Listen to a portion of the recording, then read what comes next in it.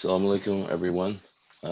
So we're starting out reading from Surah 39, uh, the throngs. In the name of God, most gracious, most merciful. Uh, this is a revelation of the scripture from God, the Almighty, the Wise. We sent down to you this scripture truthfully. You shall worship God, devoting your religion to Him alone. Idols as mediators, a common myth. Absolutely, the religion shall be devoted to God alone. Those who set up idols besides him say, we idolize them only to bring us closer to God, for they are in a better position. God will judge them regarding their disputes. God does not guide such liars, disbelievers. If God wanted to have a son, he could have chosen whomever he willed from among his creations. Be he glorified. He is God, the one, the supreme.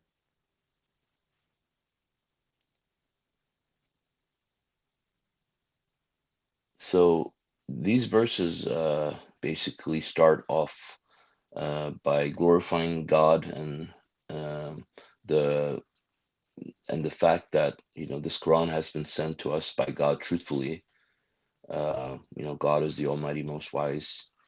Um, as we know, He's the Almighty, and He's the wise.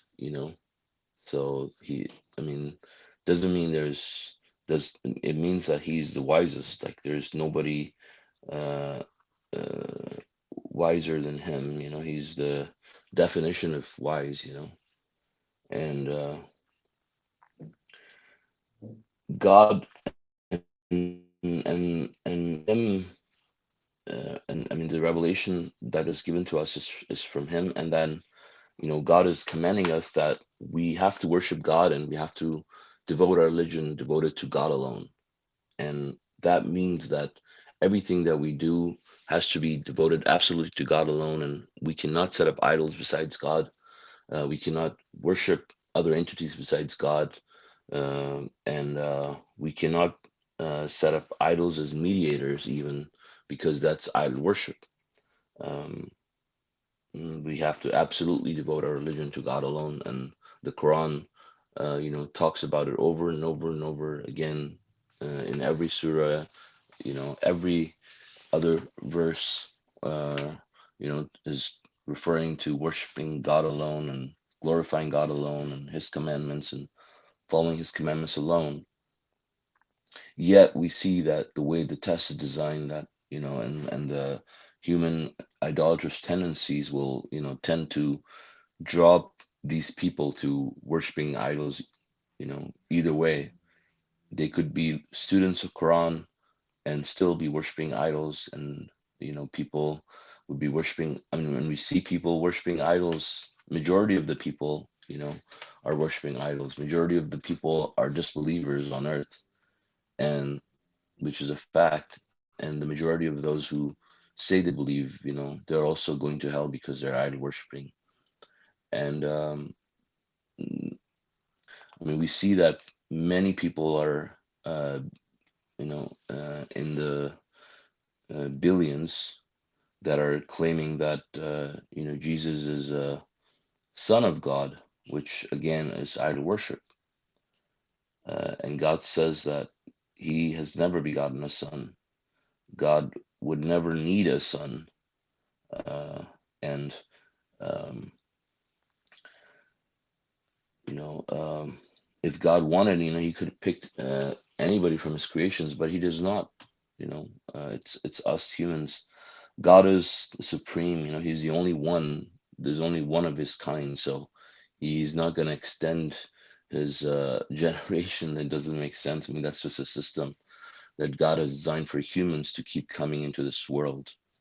So it's purely a lie attributed to God that is horrendous and gross.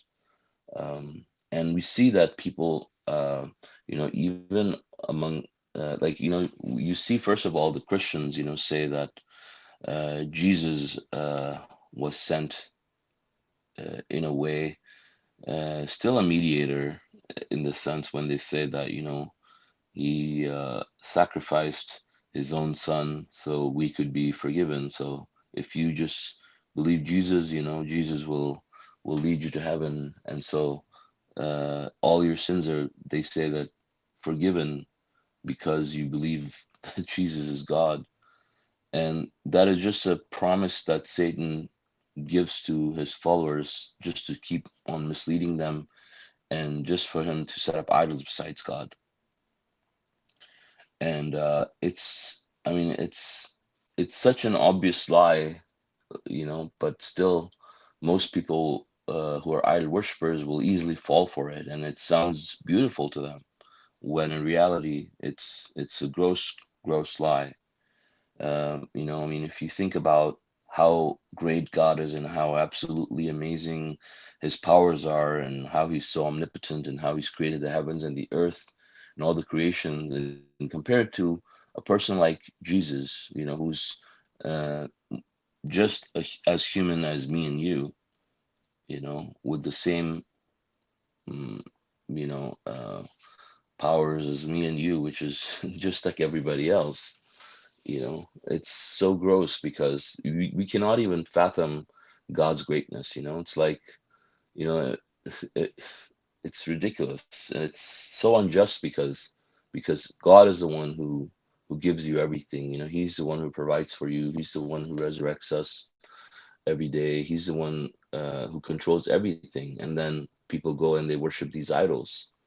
um, it's the same thing with the Islam of the today's so-called Muslims too, and they believe that these idols will take them to God. They will not pray to God alone. They will pray in the name of Muhammad or in the name of Jesus, because many people will not believe that they can go directly to God, and they compare God to like a president of a company or an organization where you have to go through them in order to be heard, and the president is very busy, like he doesn't have time, so he only listens to his special, select ministers or people, which is a gross lie, because God knows everything, and he knows even the actions or what's inside the heart of a tiny ant or something even smaller than that. He controls them as if they're the single only creature on earth. So and if your prayer is worthy of being answered, if you're a servant of God, God would answer your prayer regardless. It doesn't matter who says, I mean, we know from the Quran that even the messengers and prophets could not even save their own uncles and aunts and family members, their own children or wives. We know, for example, Noah's son drowned. Lot's wife, Noah's wife. And they couldn't save them, even though they were their close one. Noah tried to save his son. Actually, he asked them to come and join him when he was drowning, but he couldn't, and the son refused because it wasn't in accordance with God's will. So the circumstances were such that he actually ended up saying, "I don't need your boat," and Subhanallah. But God is the only one, and that's the true religion, and we have to worship Him alone, and that's the message for us in all the scriptures, including the Bible. Bible still contains many portions of the truth. 90% of the Bible is from God. So you find traces of, monotheism inside it. Many, many, many verses. And then you find 10% with the corruption, and that 10% includes this lie that we're reading about, that God has a son. Um, so God willing, I'll continue. Verse 5, shape of the earth. He created the heavens and the earth truthfully. He rolls the night over the day and rolls the day over the night. He committed the sun and the moon, each running for a finite period. Absolutely. Sorry, what is the verse number, please? Surah number? 39. Thank you. He committed the sun and the moon, each running for a finite period. Absolutely, he is the Almighty, the Forgiving. Footnote for 39.5. This verse clearly informs us that the earth is round. The Arabic for quote unquote he rolls, yukawir, is derived from the Arabic word for ball, kura. Since the earth is not exactly round, a specific reference to its shape is given in 7930. The earth is the Quran is replete with scientific information that became known to us centuries after the revelation of the Quran. See Appendix 20. Verse 6. He created you from one person, then created from him his mate. He sent down to you 8 kinds of livestock. He creates you in your mother's bellies, creation after creation, in trimesters of darkness.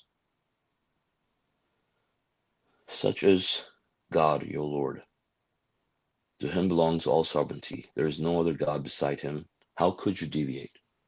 Masha Allah. So the Quran is filled with a lot of scientific information that we are just discovering now in this century, or in the last, end of the last century. The information that we read in the Quran is now confirmed, and science is catching up with a lot more. And we see that submission is going to prevail with the scientific information eventually, namely with the mathematical miracle of the Quran, for the majority of it.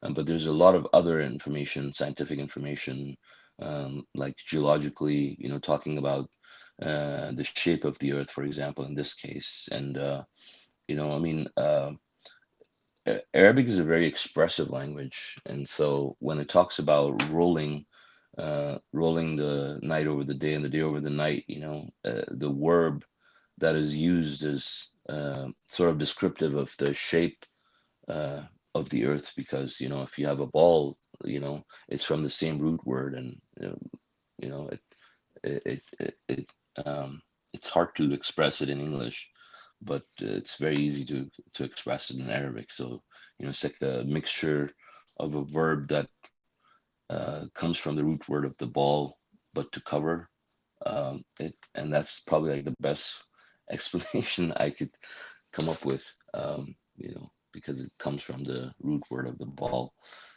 but in the meaning that expresses it, that it covers over. Um, and so, I mean, but we know that until just recently, the Arabs uh, of today, they believed that the Earth was flat. So they didn't even agree that they didn't even think that the Earth was round. However, in the Quran, 1400 years ago, we find this information in the Quran, and also in verse 7930, we see that God calls the earth egg-shaped as well, which is the word uses the haha, which daha means, which means the egg. Um, and also in the same verse, it says he committed the sun and the moon, each running for a finite period. So this part of the verse too, it's telling us that they all have their own orbits too. I mean, people believe that every people believe in the past that some people believe that Earth is stationary, everything revolves around it, and some people believe the sun is stationary and the Earth revolves around it. But uh, we know that uh, both Earth and sun and moon, they're all revolving. All the heavenly bodies actually are revolving around their orbits. Um, and God created us from one person who was Adam, and then created from his mate.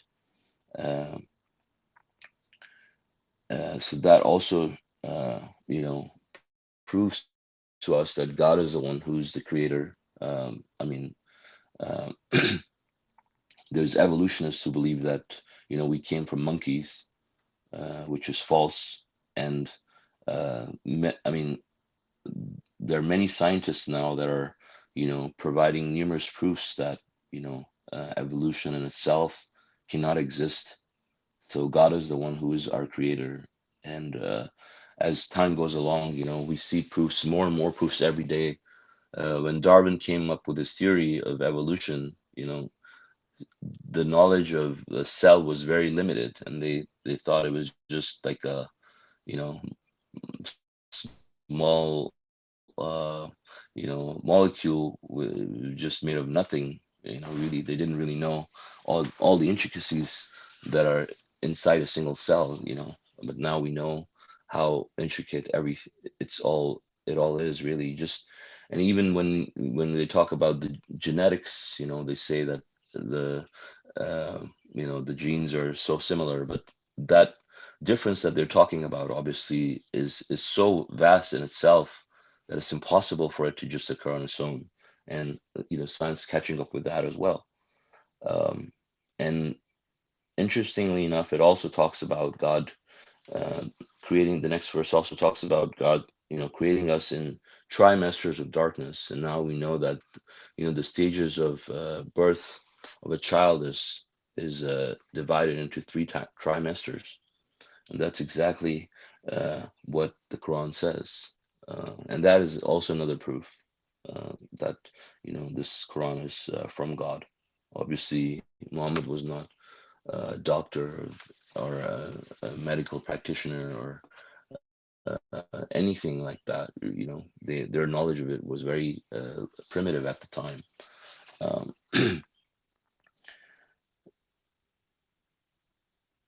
Believe for your own good, verse 7. If you disbelieve, God does not need anyone, but he dislikes to see his servants make the wrong decision. If you decide to be appreciative, he is pleased for you. No soul bears the sins of any other soul. Ultimately, to your Lord is your return. Then he will inform you of everything you had done. He is fully aware of the innermost thoughts. When the human being is afflicted, he implores his Lord, sincerely devoted to him alone.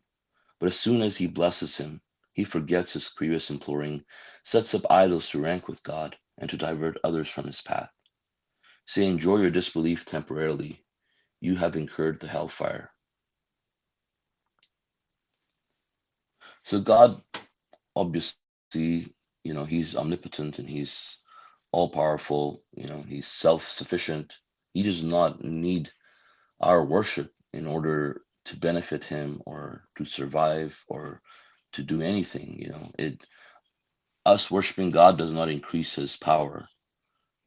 His power is unlimited and he's awesome. But the only people who benefit from worshiping God is us. Likewise, the only people who hurt themselves by not worshiping God is us. And so God, being so kind and benevolent and generous, he he wants us. He's the most gracious and most merciful, most kind. So for our own benefit, he's pleased if we make the right decision and we benefit ourselves. And God loves that, and he's willing and eager to help people to worship him so that they can save themselves. That's why God created us and brought us back into this world so we can save ourselves. And he gave us the scripture and he sent the messengers to help us so we can be guided. Uh, on the same token, no other soul can, uh, bear the sins of any other soul. So this lie, for example, that Jesus came and died for our sins and suffered so we could be saved. And, it's almost like saying that he came and because of our sins, he had to go through all this pain and suffering in this world so we could enjoy, it's like, um, it's ridiculous, it's like the same kind of story you would use for soldiers, that they fought and sacrificed their lives so we could have our freedom now. But we know that this is not the case. God is alive and living, and He's the one who hold everybody accountable for whatever they have done. If you deserve to go to hell, no one can save you. Nobody. Only God is the ultimate judge, and if anybody deserves to go to hell, nobody can save them from God. If God decides to do anything, no one except God can change his decision. So you could worship Jesus or Muhammad or the saints, anybody, but only God is the one who will save you. I've seen in different religions there are people worshiping these entities and saints, um, thinking that they're closer to God, so they can help them. They will save them. You know, and in a similar fashion, people will go to people who they think are more knowledgeable and more closer to God, and whatever they say, they will follow it. In the same way, they'll idolize them because without verifying for themselves, they think that these people are so close to God and they're so knowledgeable, so whatever they say must be right without verifying it from the Quran. And they don't think for themselves, so they end up idolizing these people as well. Um, Many people would tell other people to follow them, and if they're misguided, they'll take their burden of sins. But we know that in the Quran, God says that nobody can do that. And then God tells us that He's aware of the innermost thoughts. I mean, the innermost thoughts are the thoughts that you and I might not even be aware of. When circumstances occur and we're put in a situation, those thoughts come out, either as words or even thoughts or actions. But God is the one who knows what's in our subconscious, deep thoughts in our minds that we're not even aware of when we make decisions, but God knows them. Um, and then God says when the human being is afflicted, talks about the bad weather friends, um, which is most people, uh, when uh, when they're afflicted, with something, some kind of hardship, they will implore God, sincerely devoting to Him. But as soon as He blesses him, he forgets his previous imploring and sets up idols to rank with God and divert others from His path. And that's a common thing. Many people we know are in distress, and they will come to God. Uh, they will, uh, you know, strictly worship God alone, and then as soon as God helps them and saves them, they start setting up idols and thank their idols, and they forget about God in the first place, and they start thanking other, entities, and that's human nature exactly. And we see that uh, it's a common occurrence. People when they're sick, for example, they ask God, implore Him sincerely, and then when they get healed, they will thank saints like Saint Jude, or if you're a Christian or in other religions, they'll thank imams and whatnot. Many people will praise, implore God, and some people will implore God in the name of other entities, and asking these other entities to um, basically intercede on their behalf for even all of these other prayers. And that's that's really a tragedy for these people. And it's a tragedy because so many people are going to burn in hell for eternity and suffer in misery.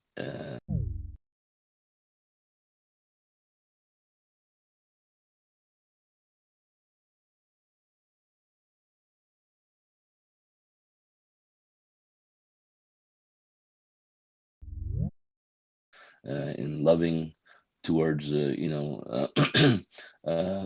other people and helping them and all of that. And they're nice people, but they end up setting up idols besides God, and what ends up happening is they end up nullifying all of their works. So this is why the subtitle says believe for your own good. The only person who's going to benefit from believing in God and becoming righteous is you. So anybody in their right mind, if they really worship God alone, I mean, they will take heed and do that.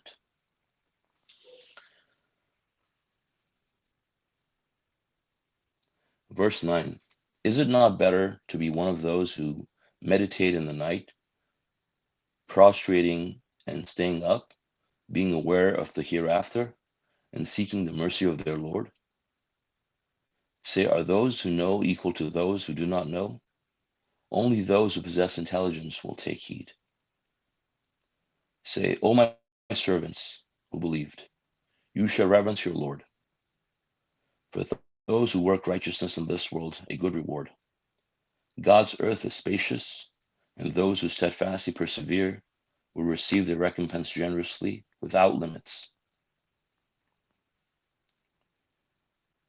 So, verse 9 and 10,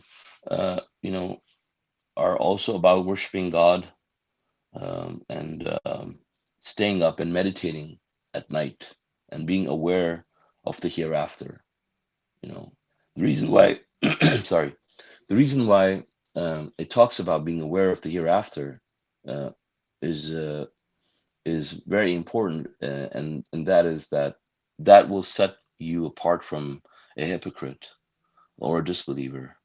Believing in the hereafter and being aware of it is one of the main requirements for making it in the hereafter. So if you don't truly believe in the hereafter, you can give all the lip service, but you're going to end up with the hypocrites, who say they believe but they don't, and you're going to end up doing your works that go against what God has described in the Quran. So we have to be aware of that. Um,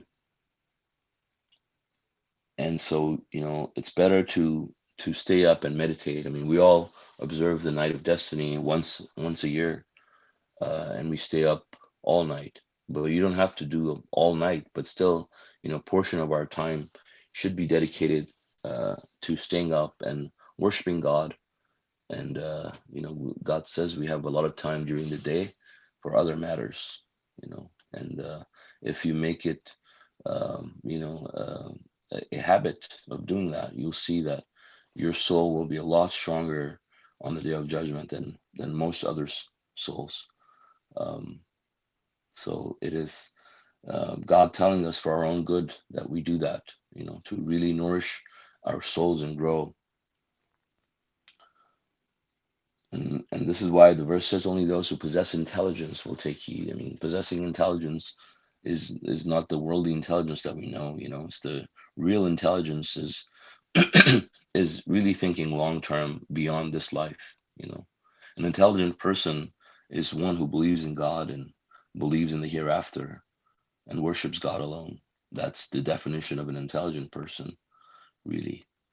So if you're an intelligent person, you will take heed and follow this. And if you're not, you'll just pretend you never heard this and go about your life as you did before you knew about this.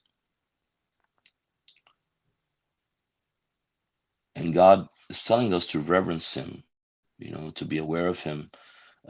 When you reverence God, um, you're very careful of your actions and your statements, and you make sure that you don't do anything that will hurt your soul or anything that will displease God. You love God the most when you reverence Him alone, and so you look for ways and means to please Him, not to anger Him.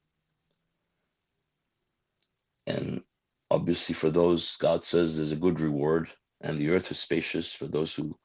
Uh, uh, God's earth is spacious, and those who steadfastly persevere will receive their recompense generously without limits.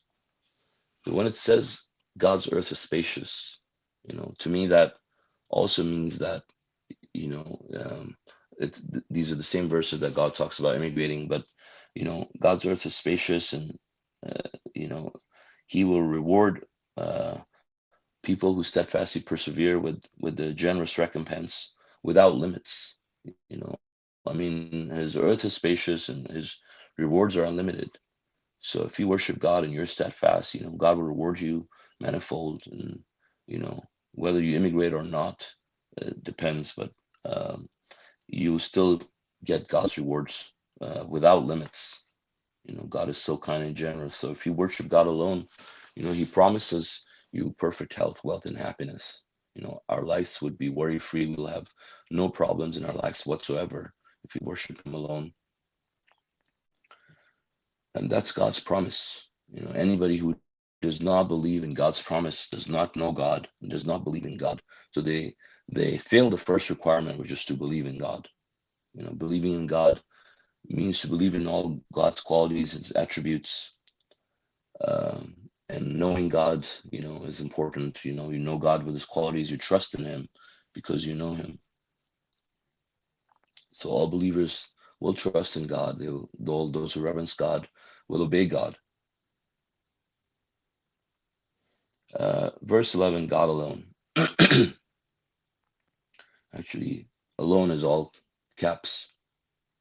God alone. Say, I have been commanded to worship God, devoting the religion absolutely to Him alone. And I was commanded to be the utmost submitter. Say, I fear if I disobeyed my Lord the retribution of a great day. Say, God is the only one I worship, devoting my religion absolutely to Him alone.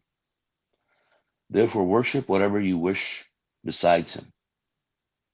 Say, the real losers are those who lose their souls and their families on the day of resurrection. Most certainly, this is the real loss. They will have masses of fire on top of them and under them. God thus alerts His servants, O my servants, you shall reverence me.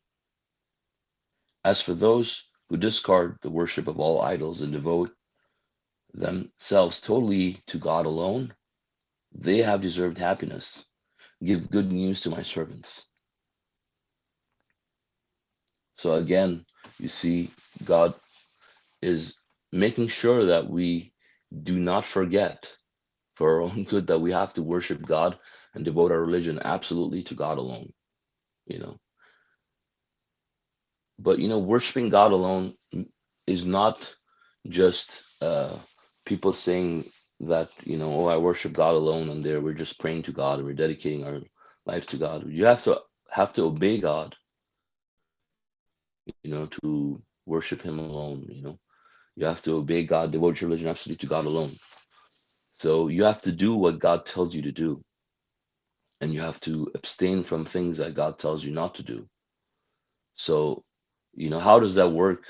For example, if God tells you to pray um, 5 times a day and then you start praying 6 times a day, or if God tells you to pray 2 units and you start doing 3 units, or if God tells you to pray towards Mecca and you pray towards the North Pole, or if God tells you to not eat food dedicated to idols and you start eating it and advocating it, or if God tells you to follow the 4 practices of religion and you make them 5, are you worshiping God alone? No, you're not, because God told you to do certain things, but you start doing other things. So there must be a God besides God that is telling you to do these things and you're following them. So these people are committing idol worship. And guess what? This nullifies all of their works, right? So they're not worshiping God alone. They're setting up idols. So we have to make sure that when we say we have to devote our religion to God alone, we have to make sure that we worship God alone and we uphold the Quran alone as our only source of guidance. God tells us to uphold the Quran alone and worship God alone. So we have to make sure that all our practices are devoted to Him alone. Like we're not doing other practices to please Satan. If you do an extra unit in your salat, you're not worshiping God alone. You're worshiping Satan. And it's very tricky, right? Because you would think, okay, it's just the one harmless thing I'm adding. If anything, they would think that it brings them closer to God. But no, not only does it uh, make it idol worship, but now that you are confirmed as an idol worshiper, everything else you're doing is nullified. So you end up with nothing. And this is how Satan tricks most people on earth. So we have to be very fortunate in order to be saved by God. And God says that they're the real losers who lose their families and their own souls. on the day of judgment. You lose your soul because it, your soul is a part of God. But if you end up idolizing besides God and all your works are nullified, you end up with nothing. Your soul is like in the minus, so it's not even there. The part of God is not even there with you anymore. And not only that, you lose your entire family, anything that you hold dear to you, anything that you love, it's all gonna be gone. You know, doesn't that scare you? It's really scary. You know, I mean, it's scary as hell, literally, right? So why do people fall for these things? Because they don't really believe in the hereafter. That's why God tells us to be aware of the hereafter, and people will have masses of fire on top of them because of that. And that's why we have to reverence God. And for those who discard the worship of all idols, and devoted totally to God alone, these are the only people who God says have deserved happiness. Give good news to my servants, God says. So the good news is for those people who will worship God alone and devote their religion to Him alone. I mean, you could talk about worshiping God alone all day, but if your works are not devoted to God alone, um, then you will not make it. You can talk about perfect happiness all the time, but if you're not devoted to God alone, you're not going to get perfect happiness in your life.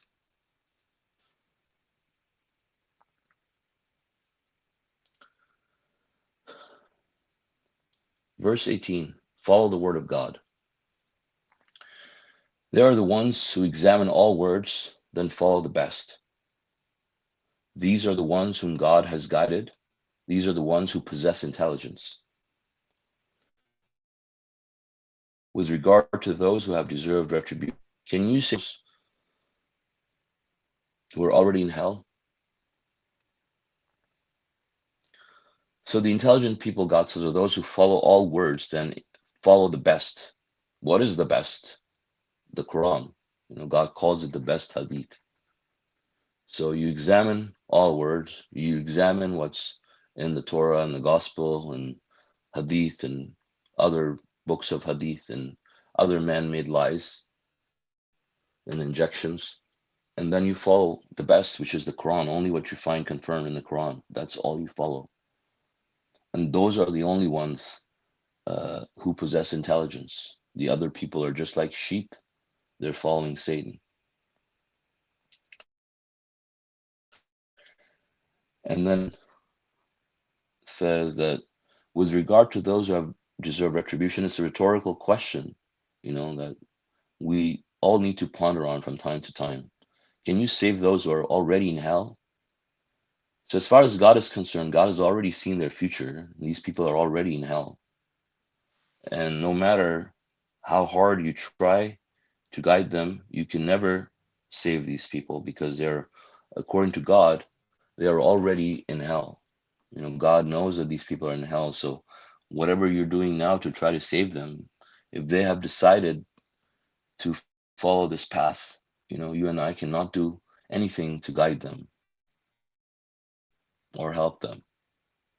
Just like Noah could not help his own son, even until the last minute, he refused to follow his father. So you cannot, if a prophet of God, such as Noah cannot help his son, what can you and I do to help anybody? If they're destined for hell, they're, as far as God is concerned, He already knows they're suffering in hell. He knows the consequences of everybody on this world uh, until not even an end of this world, but what goes on beyond the end of the world, you know, which is infinity, which is beyond our comprehension. But God knows all of it. Verse 20, the righteous. As for those who reverence their Lord, they will have mansions upon mansions constructed for them with flowing streams. This is God's promise, and God never breaks His promise. Do you not see that God sends down from the sky water, then places it into underground wells, then produces with it plants of various colors, then they grow until they turn yellow, then he turns them into hay. This should be a reminder for those who possess intelligence.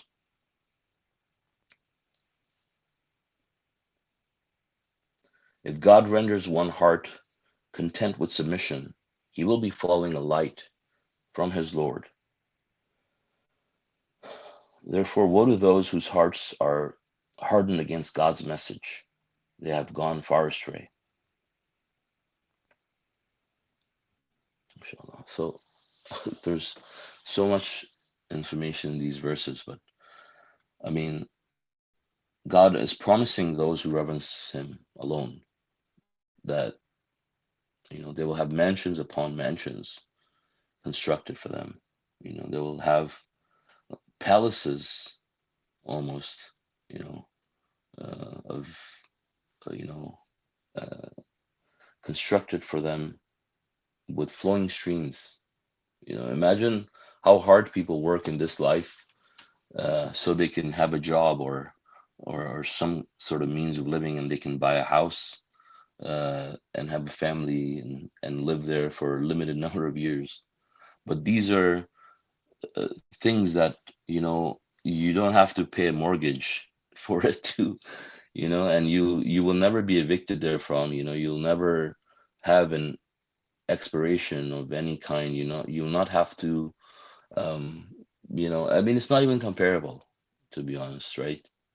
So I mean, this is what God has promised the believers. They'll have it forever. They'll never get bored there. I mean, you could be living in the biggest mansion or biggest palace here, but eventually you'll get tired of it. You'll get bored. You want to go out and live like a normal person, outside or look around. But in the hereafter, you'll never want to leave, and you'll never be bored, and you'll get everything you wish. I mean, it's who wouldn't want that? And then, you know, for those people who will have the tiniest bit of doubt, I mean, you don't have to go too far to understand God's omnipotence.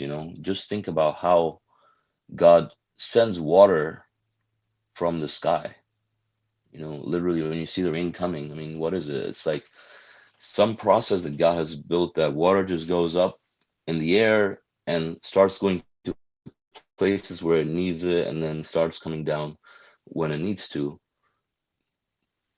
And God resurrects, all of the plants, beautiful plants of different kinds that He creates. I mean, how does that work? I mean, that should fascinate anybody who is thinking about it. The whole process through which these plants that are lifeless, um, they just get recreated from their seeds. They leave whatever is dropped on the ground. When the rain falls, I mean, the plant's completely destroyed, but their seeds and things that are needed for it to regrow, its species will stay there. Or for the same plant, whatever is needed for it to survive, is holding on, while the rest of the plant or the tree is practically dead. And it regrows, and they bring their fruits, and they bring their flowers, and the flowers turn into fruits, you know and they're beautifully packaged for us. So who does that? Of course, it's all in God's power. So why do people think that they will not be resurrected? So this is God's power, and that's why God said this is a reminder for those who possess intelligence. And if God renders someone's heart content with submission, he will be following a light from his Lord. What does that mean? I mean, you'll have a guiding instrument in your body, almost. You can think of it that way, right? So when you see the path, you'll be following that path. Imagine if you're in darkness and you have a light, and you're going to you're finding your way out, and you're going, and consider a person who doesn't have that, and they're left in the dark. I mean, what is they going to do? They're just going to be like hitting the walls and just, going back and forth, just like we see people doing, they're not making any progress. They're either going back or being in the same spot. They can't do anything. They're lost, basically.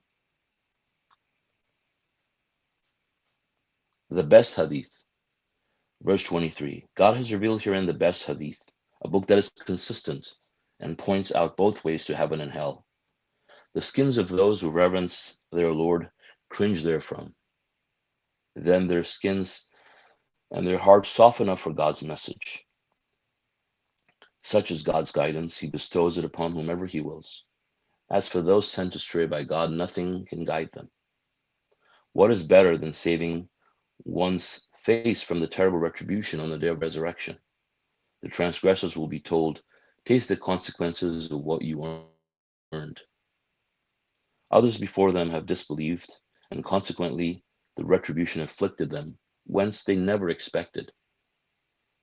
God has condemned them to humiliation in this life, and the retribution in the hereafter will be far worse if they only knew.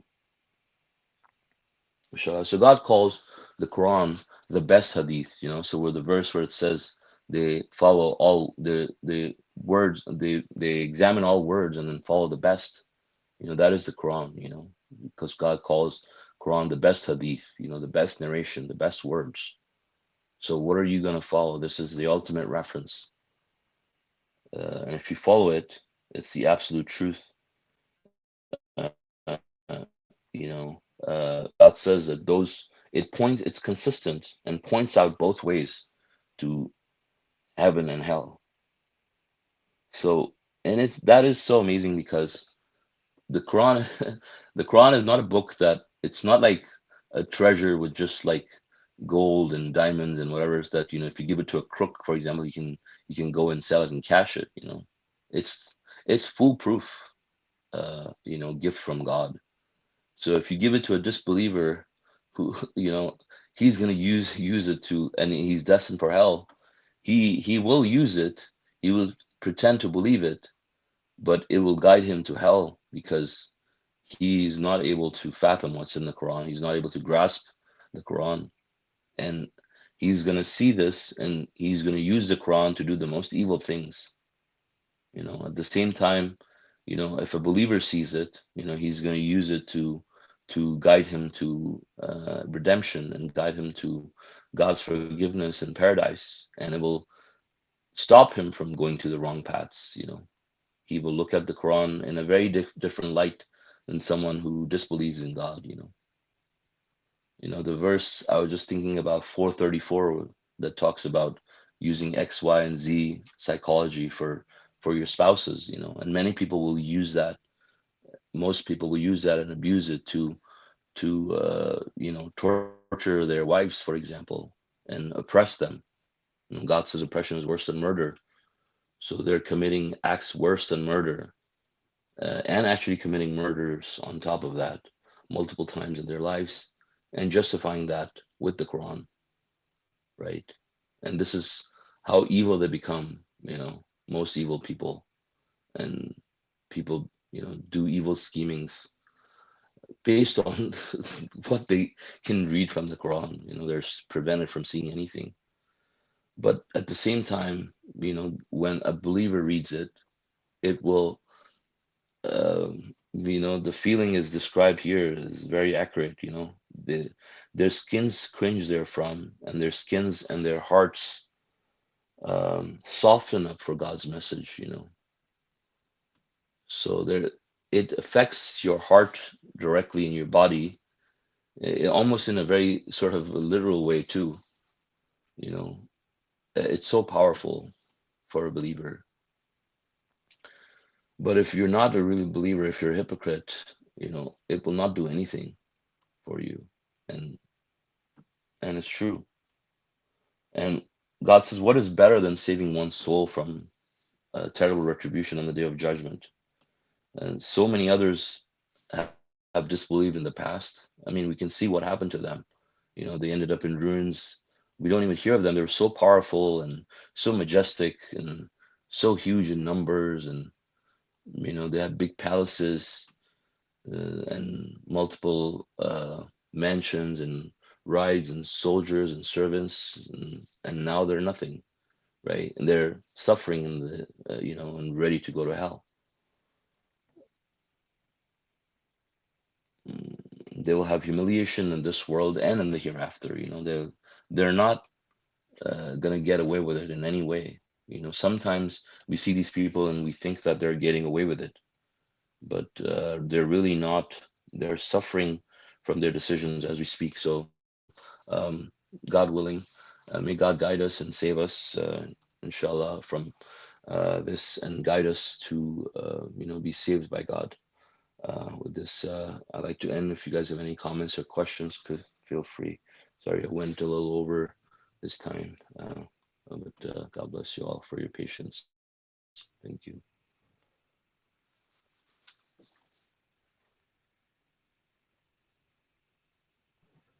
Masha Allah. Praise God. Good explanation. Okay. Mashallah.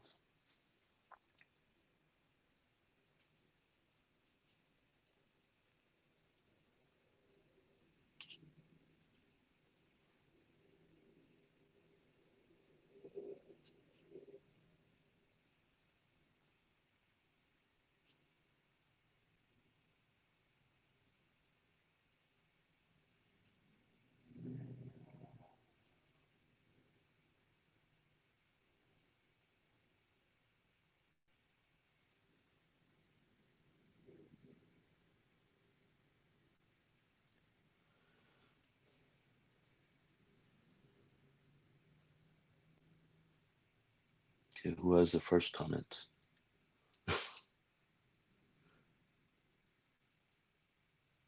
Robert has a question.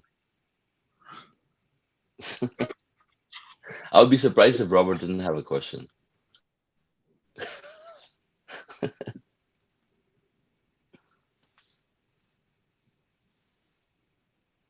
Robert, are you trying to unmute? I'm not. I think you're frozen. Oh, Okay.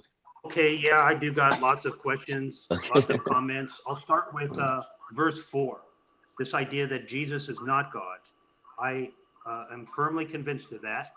I get into a lot of trouble for that with my relatives, so-called friends.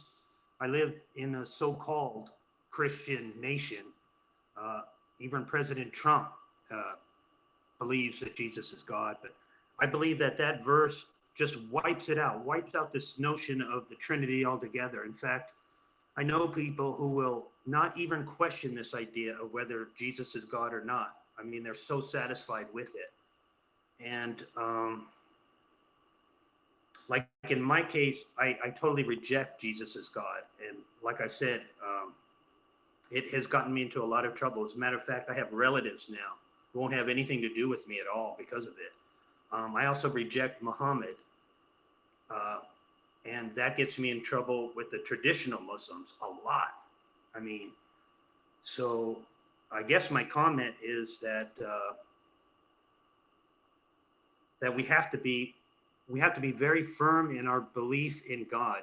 I mean, there's no wiggle room When there. you say when you say you reject Muhammad, like, can you clarify what you mean? Like, you don't reject Muhammad as a messenger, right? You obviously should just be Well, explicit. I accept him as a messenger. I accept the Yeah. fact that the Quran is the message that he brought. It was channeled through him, but I do not want to set him up as an idol. And unfortunately, I think the traditional Muslims have done that. They insist on mentioning his name in the Shahada, and that got me in trouble when I first embraced Islam. I think I've told you guys the story. I went to a traditional mosque, wanting to ask them questions. Next thing I know, I'm reciting a false Shahada, and I'm walking out of that traditional mosque thinking that all is well with me. It's not well with me. In fact, Satan interjected right there at that critical moment of what should have been the point that set me free and diverted me in a path that was constitutes strain. And it was about a year later that I finally went into a Goodwill store and found the gold copy of the Quran, which happened to be a translation by Dr. Rashad Khalifa, his first Quran translation. Picked it up for a quarter, walked out of there. But I mean, later on when I read it, it was just like mind blowing. The knowledge that was presented in there, I realized right away I was an idol worshiper. Not only once, twice, but 3 times, but even, right when I thought I was correcting myself. And so when he was speaking about verses 4, it really hit home to me. And that's what I wanted to say, and wanted to solicit any of your guys' comments about all of this. Yeah, Masha Allah, Robert. It's a very good point. You came from Christianity over here, and here I am from Muslim to abandon all that. And I was attending churches. I mean, it was actually Catholic church, but for me, it was just I was about to, accept Christianity, but just like you read the Quran, and mashallah, I was reading the Bible, and I understand that it's not mentioned anywhere that he himself say that I'm God or worship me or any kind of other thing. Where, and in fact, last Quran study that you said that I think you were mentioning that he was saying, "Why thou call me good? There's only one good God alone." And any translation you picked up, pretty much all of them is mentioned God alone. And just like Solomon said, 10% of the Bible says that other stuff, but 90% is just pretty devoted to God alone. And with your heart was content with God's message. You see how God guides you. If you are honest with yourself, if we are all logical people. If you read what you read and you see, if you see it's sunny, it's sunny. If you see it's raining, it's raining. You cannot lie to yourself. The truth is just out there. But if you fool yourself, and we're going to read more of these verses where God is going to tell us that God knows our innermost thoughts, and on that day He will tell us what exactly was in our heart, and we are only lying to ourselves. As in these verses also it says that God does not need anybody. We need God, mashallah. Thank you.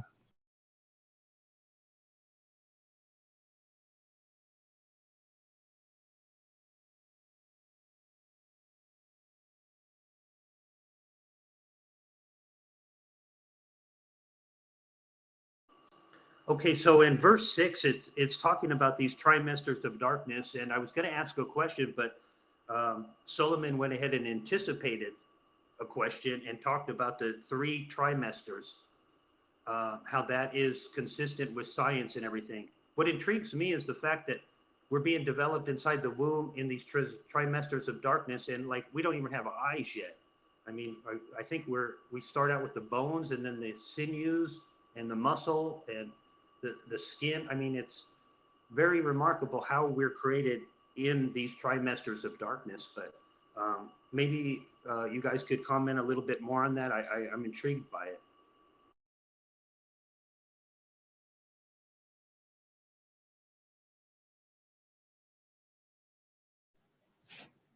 And mashallah, I think I would say about that is God is trying to tell us when a baby is born prematurely, uh, there's a factor called, how we breathe, and our lungs have capability of expanding and just like elastic effect. And these babies are born prematurely. They don't have there's an element called surfactant, and it's not developed yet. And it's amazing how a baby is developed during these stages, and everything is precisely provided at that period. Like a baby starts from a single cell, and the same cell just makes a photocopy. Like you have a Xerox copy machine at your office, and you put a paper on it, and it will just keep making same copy. So basically, the cell is being divided exactly identical to the first one, and then become 2. And 2 becomes 4, 4 becomes 8, and it keep on dividing. And even scientists are puzzled by this, that at certain stage, when this cluster of cells keep growing like a clot, at a certain, I mean, if they keep growing like that, and you will not have a human body, you will have a same copy of cells, just multiplied, and you have a big giant piece of meat that has no function in it. But amazingly, we know that we have bones, we have blood, we have nerve cells, we have heart cells, we have soft muscle cells, and all those different things. And the scientists are puzzled at certain stage that the little piece of the meat, something triggers, and one of the cell doesn't copy exactly the same copy. You understand? And it will make a little slightly different copy which has a different function. It just triggers at certain level, and that's how this process continues. And so at every stage, some cells, they divide into different. It's like you're going on the freeway and there's a Y section. You go one way this way and the other one go the other way.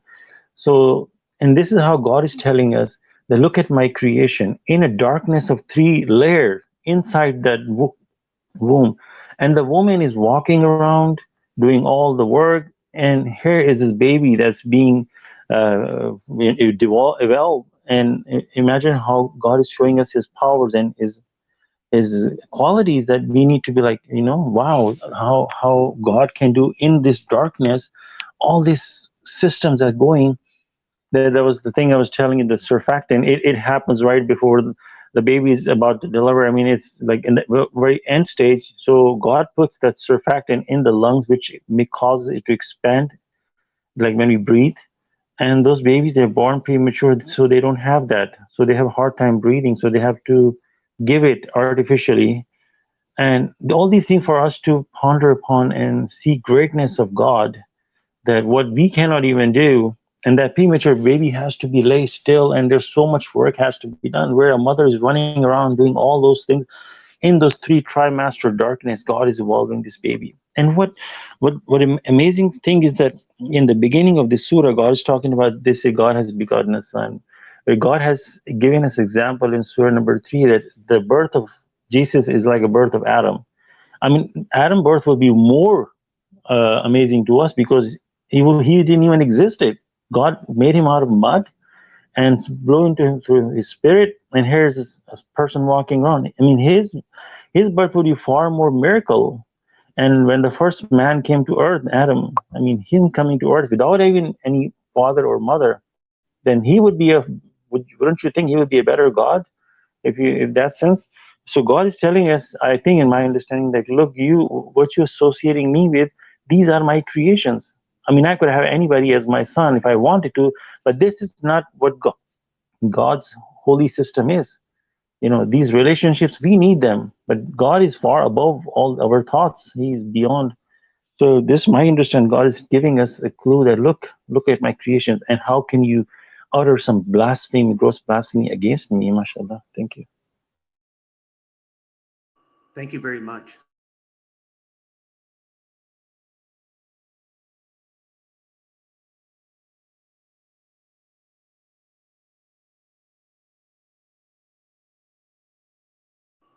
Okay, so I'll ask about verse 6. We're talking about evolution.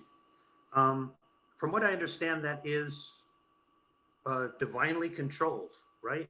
I mean, this idea that I know that we didn't crawl up out of the mud, the water, we didn't evolve from aquatic animal life, and we didn't evolve forth out of monkeys or the missing link Lucy that they found in Africa.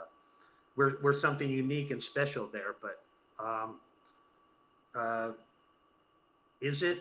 I mean, can I believe that in evolution, so long as it's divinely controlled? I think I heard the messenger talk about that. I'll let you guys comment on that, please. Well, as long as it's divinely controlled, that what you didn't finish. I thought you were saying something, but you stopped. I didn't. Yeah, I was talking about evolution being divinely controlled, and how I believe that I heard the messenger once in a debate talking Yeah, about yeah, evolution. right. Okay, yeah. So I mean, he's explained that the evolution is divinely controlled, but that doesn't mean that he explained that doesn't mean that an apple can evolve into an orange. Like evolution exists within species. All the evidence that is there in science today points that evolution does exist, but it only exists within species. So if you go to there's an appendix about it, Appendix 31, says evolution divinely controlled. Says we learn from the Quran that evolution is a divinely designed fact. Life began in water, and it refers to 2130 and 45. From water we initiated all living things. Then it says humans are not descendants of monkeys, and then it references 32:7. He started the creation of man. He started the creation of man from mud. Uh, and it says It says man created from aged mud. Uh, then it says I'm creating a human being from aged clay. This is 15:28. And it says evolution is possible only within a given species. For example, the navel orange. Uh, actually, navel orange. Um, uh, so, for example, the navel orange evolved from seeded oranges, not from apples. The laws of probability preclude the possibility of a haphazard evolution between species. A fish cannot evolve into a bird. A monkey cannot evolve into a human. Probability laws preclude Darwin's evolution. In the computer age, we have mathematical laws that tell us whether a certain event is probable or not. If we throw a 5-numbered cube up in the air and let them fall into a straight line, uh, the probability laws tell us that the number of possible combinations we can get is 1 times 2 times 3 times 4 times 5 is 120 combinations. So the probability of obtaining any combination is 1 in 120, or 1 over 120, or 0.0086. This probability diminishes fast when we increase the number of cubes. If we increase them by 1, the number becomes 720, right, instead of 120. So that's 1 over 720, or 0.0014. So mathematicians who are very exacting scientists have agreed that probability diminishes to 0, quote unquote, when we increase the number of cubes to 84. So if we work with 84 cubes, the probability diminishes to 209 times 10 raised to the power of minus 50, or 0.0000. This is a big number, lots of zeros.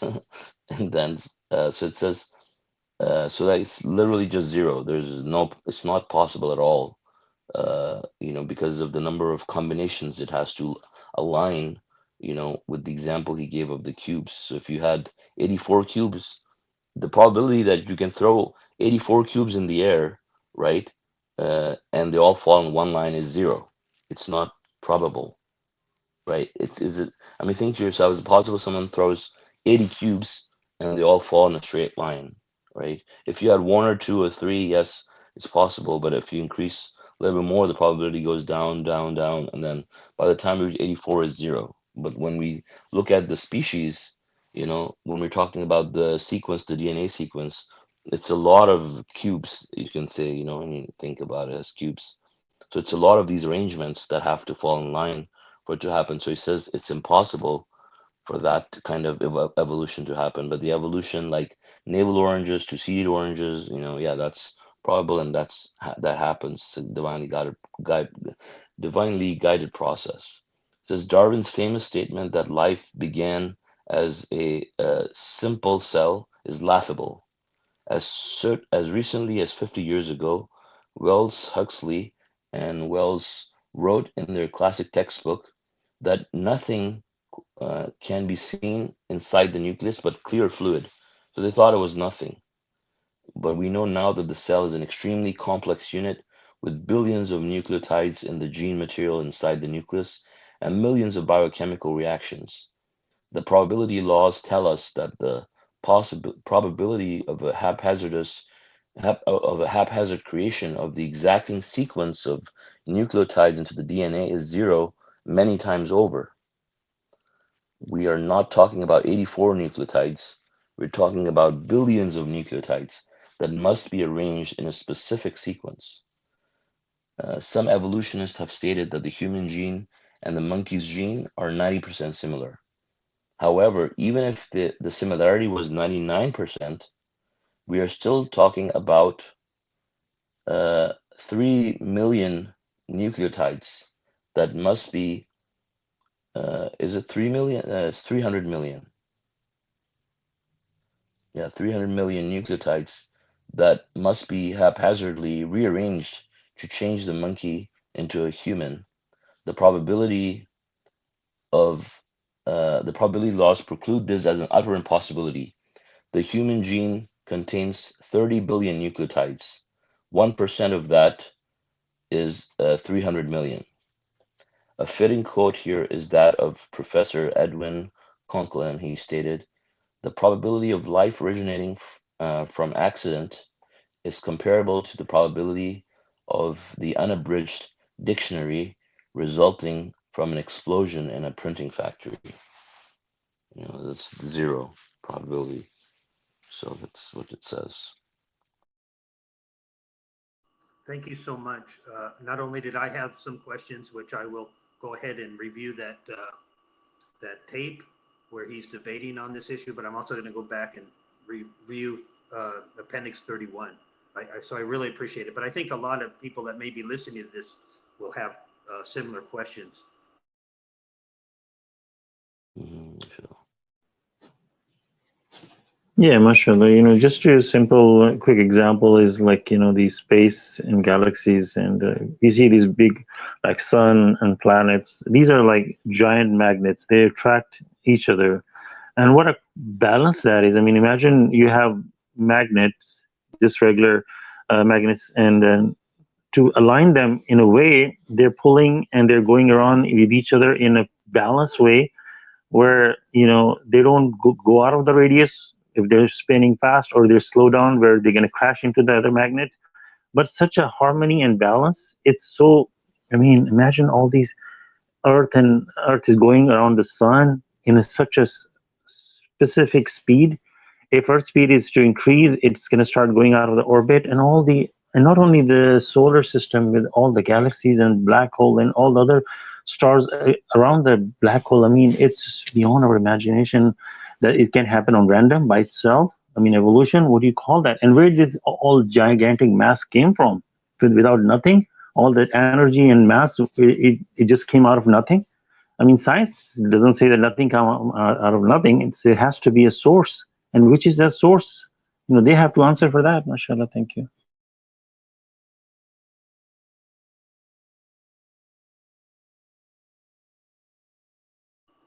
I'll change topic here a little bit. Last week, we were discussing why do not people believe in the Quran, the numerical miracle? Why is it? What is the, I mean, it's perfectly clear. If you were to examine it, you should be able to come to this conclusion that it's proof that this book could not have been written by a human being. Now, I was pondering on that, and Masha Allah, God gave me a verse, and I'll read that to you. It says, it's found in Surah 13, verse 31, even if the Quran caused mountains to move, or the earth to tear asunder, or the dead to speak, they will not believe. So I want to share that because me and the brother were talking about this issue of why it isn't we can't get scientists to acknowledge this proof, which is right there. It's in mathematically based. It's superhuman in design. What is it? Well, we now know it's because they cannot believe.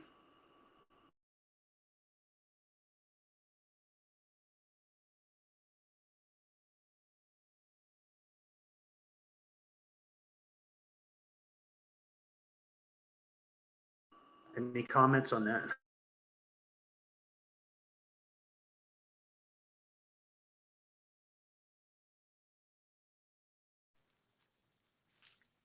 Robert, sorry, I didn't understand your point. I apologize. I'm apparently not talking clearly enough into either the speaker or my telephone. I apologize for that. No, it's fine. Your voice is fine. It's just I didn't understand the point.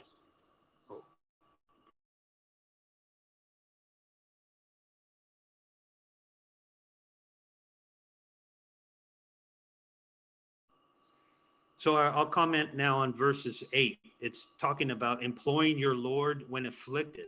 After he delivers him, he forgets his previous employing. That happened to me so many times. The example I like to give is when I was in the military. I was in jump school and we were getting ready to do the jump out of the airplane. I was scared to death. I mean, I was very sincere in my imploring to God then. But as soon as I landed and was safe and realized I wasn't damaged, I quickly forgot about God and I guess reverted to idol worship, into thinking that I could rank other idols with him, like the medics and everything else. But I wanted to try to bring a story out that would illustrate that verse. I'm sure you guys might have some stories as well. If you might want to comment on verses 8. Yeah, I think I have a story, and I mean, there's other similar stories, but I think one I can think of is Cat Stevens. So he talks about it too, like, when he was drowning, he told God, God, if you save me, and I'll dedicate my life to you and I'll worship you. And then God saved him, and now you see him singing about Muhammad. Uh, so that's I think a good one that usually comes to my mind when I read that.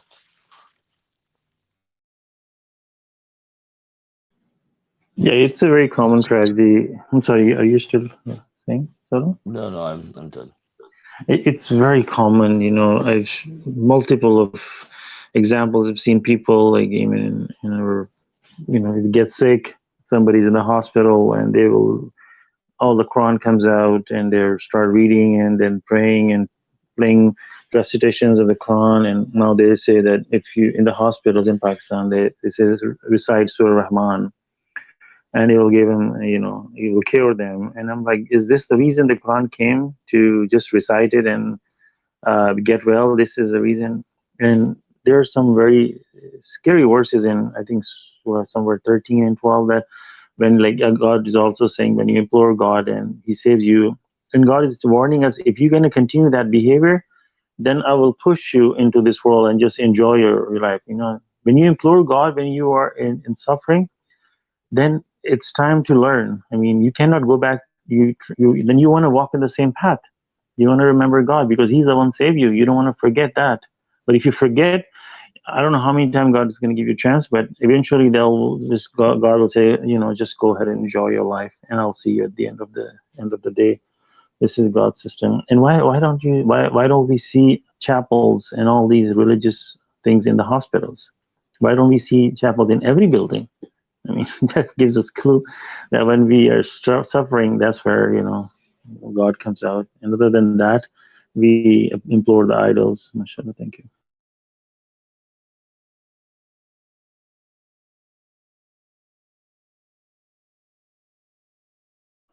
So I want to touch on verse 8 again, this idea that no soul can bear the sins of another. I think that verse right there just negates this idea that Jesus can do anything for us, that Muhammad could do anything for us, that messengers can do anything for us. Um, and I've actually had people like cry for me over this because they think that I am so lost because I won't come to Jesus. But what maybe you guys could expound on this concept of no soul can bear the sins of another. It's very straightforward, but I'm thinking about other people who might be listening to this. I mean, we all were in the same sin in the previous life. We all made a mistake. We all coming to this world to improve ourselves. I mean, it's just like saying, you're going to the school or college, and there's a student who's very good grades and everything, and you say, oh, this person is gonna make me graduate too. Well, this person is learning for himself. You are learning for yourself. So we are all here to graduate in God's university, and nobody else can intervene on the day of, like, graduation. And then you say, oh, somebody who got high grade is going to say, oh, can you please give him some grades? No, it exactly works the same way. We all here to learn, to understand God's almighty powers, and we are learning about God, who God is. The more we know about God, the more we will understand His system, and that's what we're here for. And we will not idolize when we learn more and more about God. Mashallah, thank you.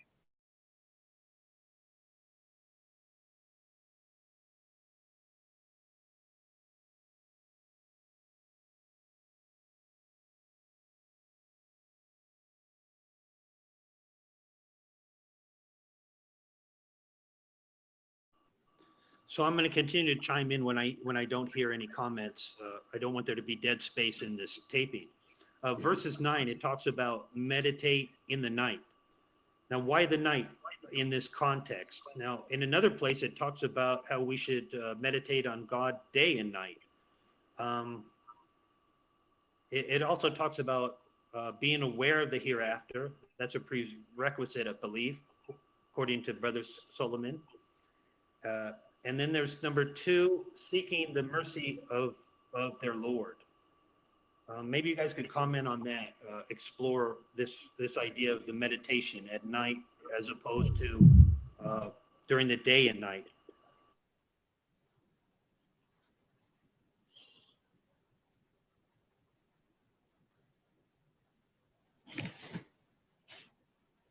And meditation at night is far more effective, because you don't have other distractions. And they also did some studies on the brain and how the brain is able to be like more creative and stuff. There's other medical reasons behind it too, but God says it's far more righteous and more effective, basically. So that's why. Now, I wanted to touch on something else that you were talking about. You say we pray 5 times a day. We don't add extra prayers to that because it would be a question of where are you getting that information? It would have to come from a source outside the Quran. But we can meditate at night for extra credit. Is that correct? Yeah, that's because God tells you to do that. Right? God doesn't tell you to pray 6 times a day, for example. But God does tell you meditate. Yeah, the source is God. God tells you to fast in the month of Ramadan. The source is God. God's telling you pray 5 times. The source is God. He's the one telling us to, be appreciative of Him and meditate at night. So if we do anything else, we do any religious practice that did not come from God, like circumcision, and then now we have another source beside God. So that we fall into idol worship, and idol worship is unforgivable. God says that He has forbidden heavens for those who have. Paraphrasing, do idol worship with Him. Not sure. And prostrating, the meditation of night is, there probably be many scientific facts that, we are on the other side of the sun. Maybe there's some kind of quietness there. There's no radiation or nothing at all. And it's like a peace environment. But one of the things that comes to mind is that nighttime is for sleep. It's hard to stay awake. When you are watching a movie or you're having a party or something, you will be awake. But as soon as we sit down to meditate, we start falling asleep. And that shows our devotion that, when we are talking about God, we are falling asleep. But when we're having fun, that is a big problem. That we need to examine ourselves, that why is that? When I'm having fun, I'm awake, but when I sit down after Isha a little bit, I'm falling asleep. I want to go to bed. That's kind of sure sincerity, how sincere we got, because this is the hard thing to do, to stay awake at night. And also when you're, like, for example, you have like some quiet place, you sit down and you start meditating, you're completely distracted. You distance from the whole world. Everybody's sleeping and it's dark, and like it's like a dead environment, and you are awake and you are meditating on God. It really brings out the effect of the hereafter. Your mind can really focus on the hereafter. The more we aware of the hereafter, the more we reverence to that day when we will meet our Lord, the more it will bring our, sincerity to God more and more. And so that's why the meditation, it just really wakes you up. In my job, then main time I'm driving at night, and I see a big difference when I'm driving, and I will concentrate. I'll meditate. And I'm not just bragging, I'm just sharing my personal experience. Don't think that I'm this and that. I'm just sharing my personal experience, that when I meditate at night, you really feel recharged. Sometimes I have to do the whole night, and then like by 2, 3, 4 o'clock in the morning, you are like, you become a very different person. You're so mellow. You're like, like your love to God just multiplies, and you become so reverent. The true reality of this role comes in front of you. Like, this is what it is. Is this what you're gonna run after? Like, if somebody wants to do something and you say, okay, you want to walk this path, let me show you where does it lead to, and you still want to do that. So God present this world to you in a different way, and then you just, your focus become much more on the hereafter. I guess that's why God is using the word that when you meditate at night and you're away from everything else, then you really focus on the hereafter. Then you really see that you can literally see the day of judgment happening in front of you. People running in chaos. It's like heat, and people are thirsty and hungry, and the crazy is all chaos. You can pretty much imagine that in your head. MashaAllah. Thank you.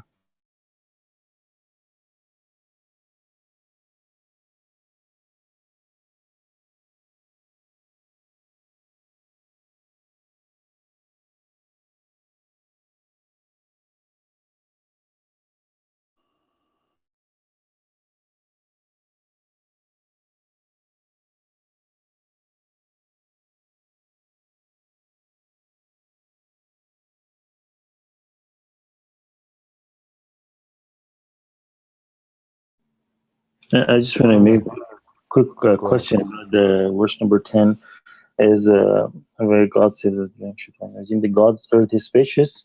And is it applying to, like, for example, if you are living in a place where you cannot practice, your religious duties? Is that what you mean, that you have to migrate to somewhere else where you can freely do your religious practices, mashallah, right? Well, there's another verse and I was reading it. There's another verse it reminded me of where it also says God's earth is spacious. And so but this verse, it doesn't say anything about immigration though. But that verse was 29:56, immigrate in the sake of God. So two places where we see earth is spacious. One is this one is 29:56, and the other one is 39:10. So in 29:56 it says, immigrate in the cause of God. O my servants who believed, my earth is spacious, so worship me. Right? Every soul will taste death, then to us you will be returned. Uh, but but yeah, and the other one, it doesn't say that. It just says the earth is spacious. So, I mean, it could possibly mean that. I'm not 100% sure, but either way, I think God's earth is spacious, and so His reward in that sense also, His rewards are also, vast. I see it both ways. Like He says, He will receive the recompense generously without limits. So, but yeah, it could apply to both. It just apply to that also. Mashallah.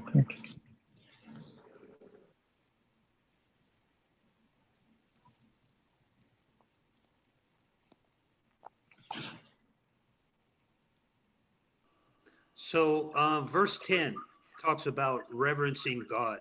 So, for example, when I'm praying, I sometimes will make a mistake and I'll mention someone else's name, like John or Joe.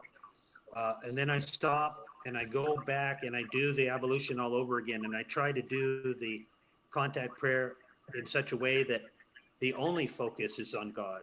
And if I mention another name, I feel like that's a mistake.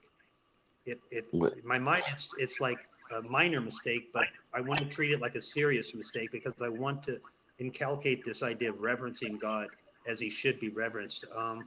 What are you guys' thoughts on that? well, I didn't understand. You're saying that you do your ablution and then you mention someone's Okay, name? what I'm saying is that I've done the ablution. I'm sitting down to do the contact prayer. I'm in the contact prayer, and like I'm reciting different things, bringing up issues before God. And sometimes I'll make a mistake. I'll mention someone else's name, like John. I'll be thinking about John, and I'll say, well, John's situation is it, and I'm thinking, oh my gosh, I just mentioned another name in my worship practices to God, and that's when I stop myself, go back, and do the ablution all over again and redo the prayer all over again. Wait, The but idea, why would you be talking in your prayer in the first well, I place? do a lot of strange things in my prayer, as you guys maybe will find out.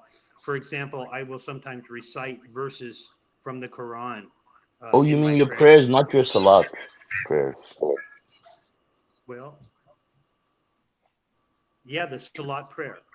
I mean, there's So 5 of them. so you read Quran in the Salat? Yeah, as a matter of fact, I will recite some of these verses that I've memorized in the Quran. Now, the reason why I do that is I feel like it's important that I well, like God gives us the message, I am receiving the message, I am understanding that message, and I am repeating the message back to him, including those Quran verses in a way to demonstrate that I am doing the full circle, that I understand, I'm So comprehending, and you're not following the format that the messenger of the covenant has explained, which you're not supposed to do any of that. You know, Have you're you seen the supposed video? to strictly follow the format that he has explained, and you're only supposed to say the things that it says you say. You don't say anything else. So if you add anything into your prayer, you're actually, that would be like you're destroying your prayer basically. probably am. After your prayer is finished, you can do all of those things, but not inside of your prayer. You cannot do any of that. You All cannot right, add any but verses or a word or anything. You just have to exactly just do it as it is. It's like, you're supposed to dial a number. I give you a number to dial, and then you start adding another digits in between. You're gonna end up calling the wrong number, and that's exactly what will happen.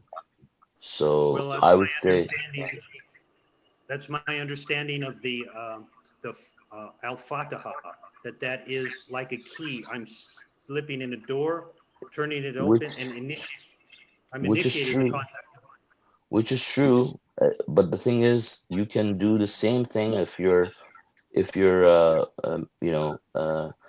meditating, whatever, or imploring God. You can recite Al-Fatiha there too, and you can ask God for things that way. You can recite Al-Fatiha and pray to God for whatever you want and talk to God unlimited, and you can mention whomever you want during that time, as long as you're not imploring them, and you can have this whole conversation with God.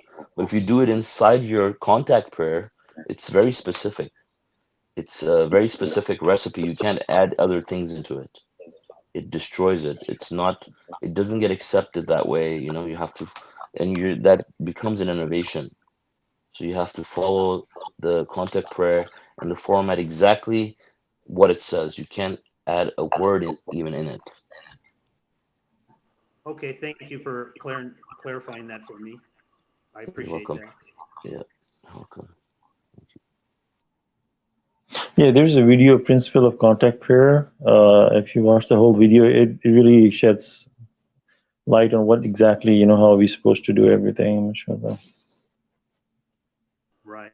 I struggle with it. I'm going to be honest, but I will go back and review that tape and try uh, to do a little bit better homework, I guess. Um, yeah, I remember Solomon though telling me that if we're in there, we're reciting other verses besides Al-Fatiha, we might be straying off on some weird way. Yeah, Robert, I was in your place, when I was learning about struggling with all the scriptures and coming to the contact prayer. My initial contact prayer was, I think 3 times a day, and it was just one standing, one bowing, one prostrate, and these whatever I could find in the Quran, I will apply, and I'll read Surah Fatiha, and I'll start reading the Quran, and while I'm reading the Quran, I'll fall in the ruku, and then I will go down to sujood, and I'll do a long sujood, and I'll be reciting Quran and praising God, and I won't even say salam, and I'll just walk away. This was my contact prayer, for quite a bit of time. I mean, then God guided me through this, for the messenger of the covenant, that how are we supposed to do, mashallah. Thank you. I don't really want to turn this into a conversation about the mechanics of prayer, but maybe we should. I don't know. But like in my case, I can't find I don't really understand why at the end he is turning his head to the right and to the left saying, Assalamu Alaykum, Assalamu Alaykum. I mean, I think there are the recorders there. I mean, from what I understand, we got angels in front, in the back, and the honest recorders on either side of us. And I believe that when they say that, they're what? Acknowledging the angels on either side? I think the best answer is that we really don't know. I mean, we can speculate, but at the end of the day, we don't have the absolute answer. At least I don't. You know. Yeah, true. One of the sorry, go ahead. No, I'm finished. The possible one of the theories, like when you're in a state of contact prayer. I mean, this is just I was talking to one of the submitter, and then we just kind of got to that point that maybe possible that is one of the reason. But it's one of the possible theories. Like when you're in the contact prayer, you're supposed to be completely detached from this world. You are in this different zone, different area, and you're basically on the other side, and you're speaking with God. You are not in this physical world mentally. And once you've done the contact prayer, so Salāmun Alaykum, you're saying salam to this world, like you're coming back in the reality. So that in itself give you more to reverence and meditate during the contact prayer, that you want to detach yourself completely. And then when you come back and you're saying salam to this world back, I'm here now. Go ahead.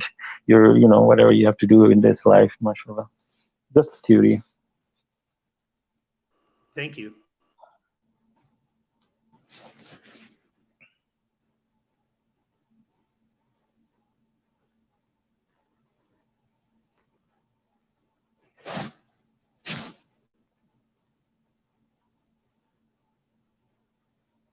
So I want to talk a little bit about this idea that Solomon brought up about our soul is part of God.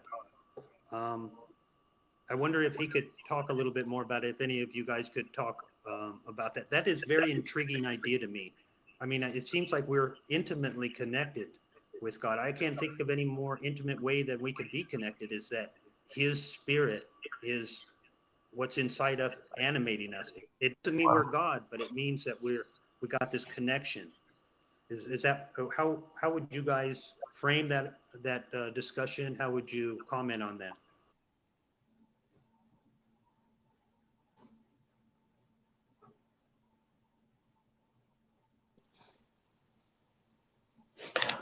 Right. God says that He breathed into us from His Spirit. So your soul, because of that, your soul will grow when you worship Him, and if you don't, it will shrink. So our nourishment, because we're a part of God, is to remember Him and worship Him. So our soul will grow. Okay? So that's the idea. Thank you. Yeah, angels were like, Satan said that you have created him from clay, and I'm better than him. But he forgot the other part of the God blew him through his spirit. So we have body and soul, and body is just made of clay, but the soul is made of a different entity. Like jinns are made of fire, and I don't know what the angels are made of, and probably God have a lot more creations that we probably don't even know. And what are they made of? But look at ourselves. Our soul is made from something that God blew into us from His Spirit, and that's something that we probably can't even understand. What is it? What is God's Spirit? Is like we talk about this world spirit. You have spirit of life and spirit of this. We can basically understand, but spirit of God is we probably can't understand. So I guess Satan forgot that part when he made the claim that you made him from the clay. So I guess it should made us feel more attached to God. That my God, I mean, I am, Masha Allah, God has blessed me from His Spirit. I mean, that's a pretty noble thing to consider. That I am something that who God blew into Adam, and I am part of that. I mean, we should be more grateful to God for allowing, making us like that, and be, appreciative and worship Him alone for even that consideration. Mashallah, thank you.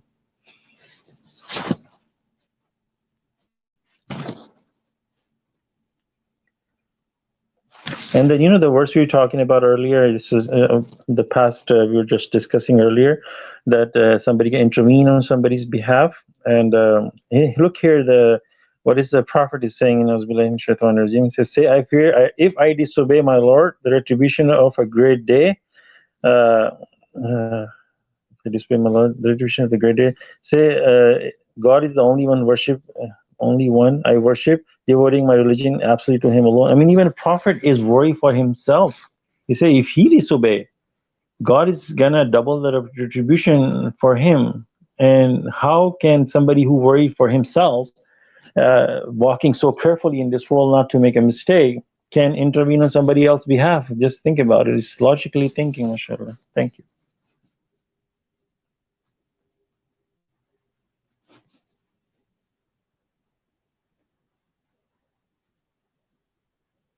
And this is not the only place we see that. I mean, many places.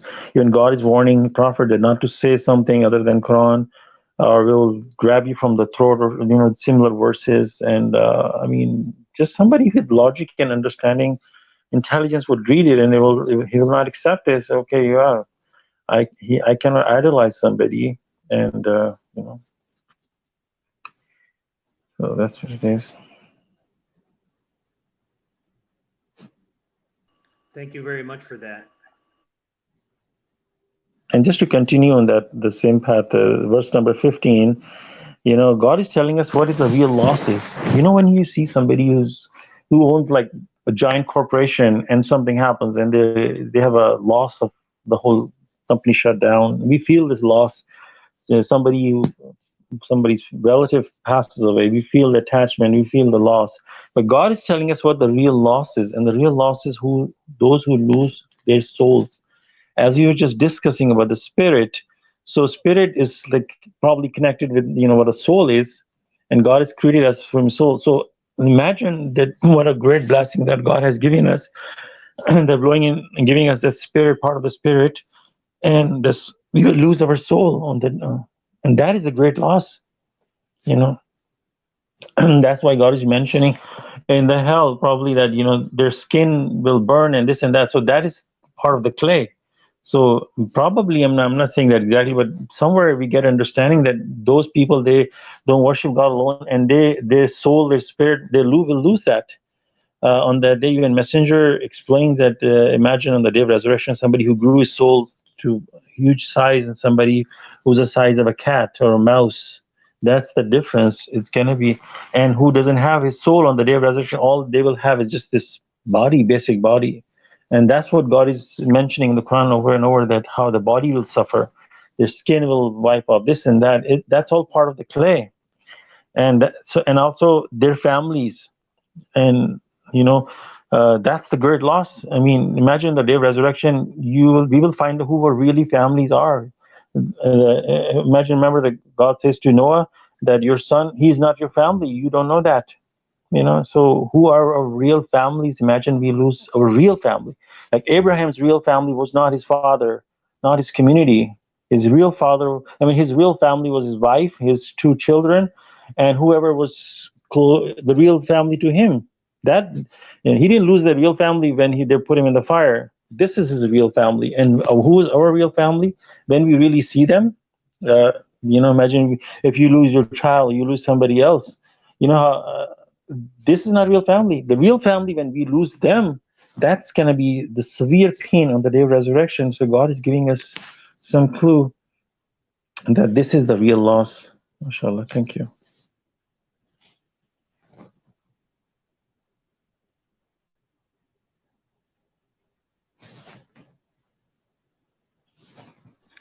So I'll talk a little bit about verse 20. This idea of mansions upon mansions. That's a very intriguing idea to me. This idea of having a forever home. I was homeless for many years, and I dream, even today, I dream of having a home, which I'll probably never have here on earth, but in the hereafter. This idea of having a mansion upon mansion. It's such an intriguing, wonderful idea to me from the perspective of having been homeless.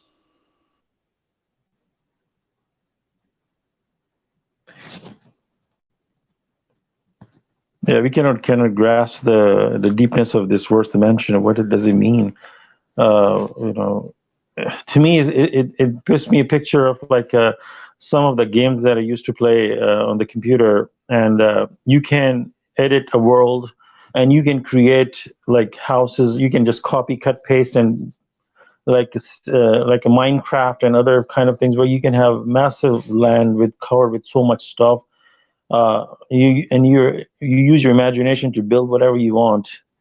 So this is one of the idea I guess pops into your head that that and this is what allegorically we don't even understand how the dimension the reality will look like in the hereafter. What is exactly the dimension is?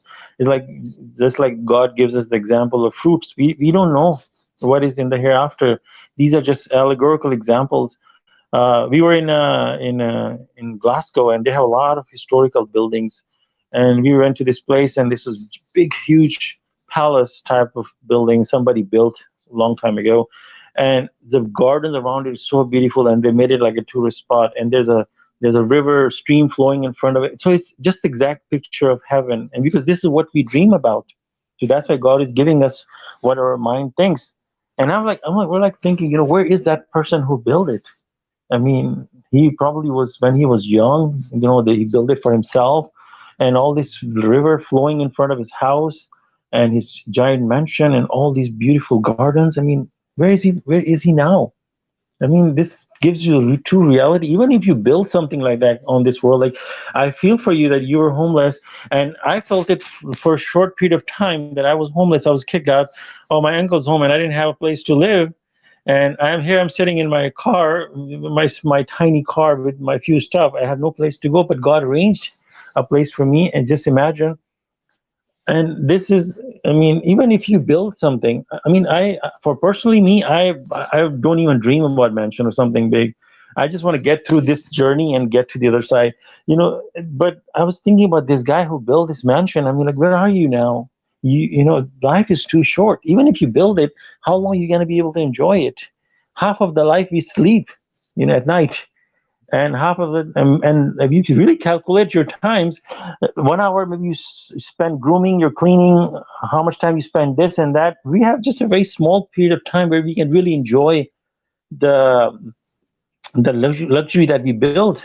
Very small amount of time we use that, and we work so much for this luxury, which we, out of 24 hours, maybe we enjoy 2 hours. So Robert, you're not missing anything. Mashallah. So we focus on the hereafter. That should be our goal. Mashallah. Thank you. I really appreciate that explanation.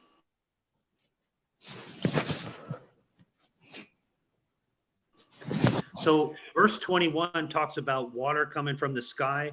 So my comment here is that I live in a desert.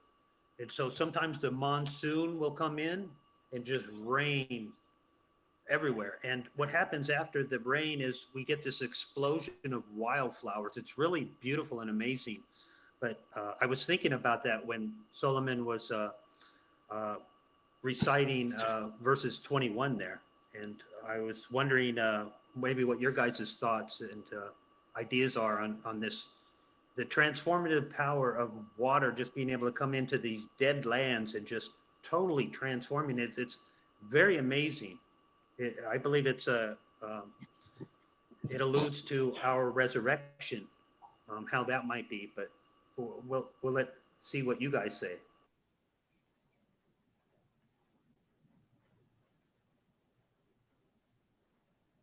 I see. Solomon can explain. I didn't really get the question. I'm sorry, I guess can you? it was more of a comment, I guess. I was saying that Yeah, I yeah. live here in the desert, and when a monsoon comes in, it rains on everything, and then afterwards we get this explosion of wildflowers. And I was thinking about that when you were reciting that verse, and I was wondering what other people might be thinking. What are your thoughts on this, the transformative power of water to transform dead lands? Hmm. Uh, I don't know. I mean, I just look at these verses and it just reminds me of God's power that He's able to do that. And so, what would limit God from starting life all over for us and resurrecting us on the day of judgment? The hereafter, the resurrection, the hereafter. I'm hearing feedback when I say I can hear myself. Uh, okay. So yeah, so basically that's what it reminds me of. It reminds me of resurrection and how God will recreate us. And I mean, as far as the biological aspect of the wildflowers and stuff, I wouldn't really be able to add to that much because that's not really an area that I'm considering myself like knowledgeable in, but I can see God's power in that, how he controls life that way and uh, reproduces and recycles everything. But I definitely see that, that reflects the immense power that God has.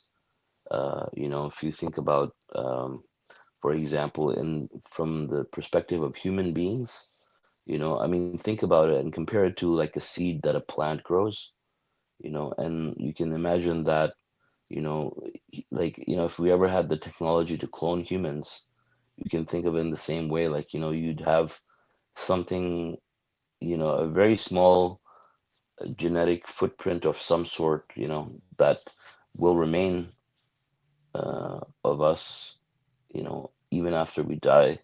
And God could use that to sprout us back all over again, just from that tiny footprint that God has created. I mean, there could be something like that God has used to identify each one of us. He used that to bring us back.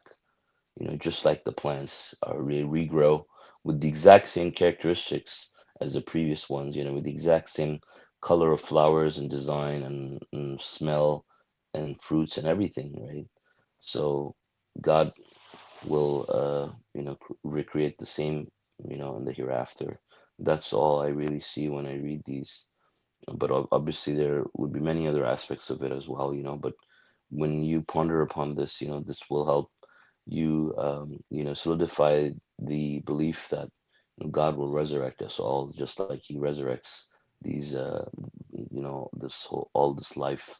Not only does He resurrect this life, I mean, these plants, all the billions of creatures that will grow around it and live around it and feed on those things, are also around it. Like even the even many eggs of different insects and all would be there too. And when these plants germinate around the same time, or in accordance with that, those eggs will hatch also, and they will grow. Like some eggs of animals like stay buried for a long period of time, like I don't know, 10 years or more, until they get hatched again, into more life. So that's an incredible way that God has designed all of this life for us to reflect on his omnipotence and how he will bring the humans back to life.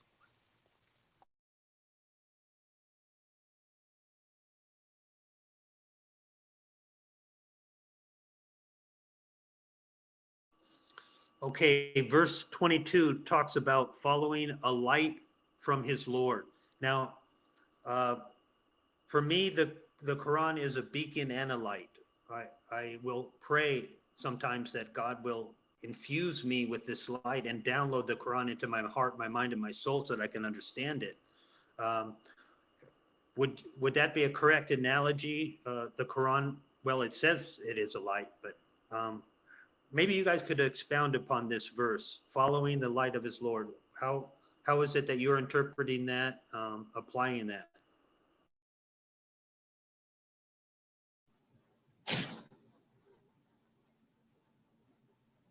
Yeah, I mean, many places God says when like God covers their minds and shields who are not content with Quran.